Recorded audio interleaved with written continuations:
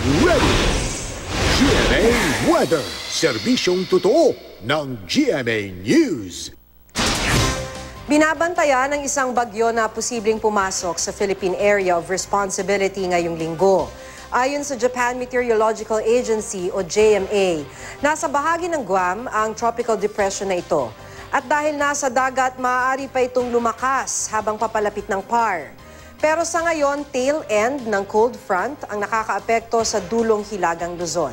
Kaya asahan na ang mahina hanggang katamtamang ulan sa Hilagang Luzon ngayong araw.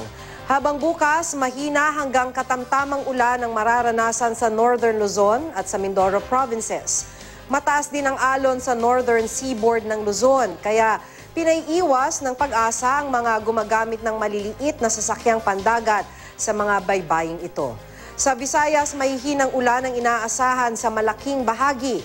Magiging maulan muli sa malaking bahagi ng Mindanao. Apektado rin ng thunderstorm ang Caraga at Davao Region sa hapon at gabi.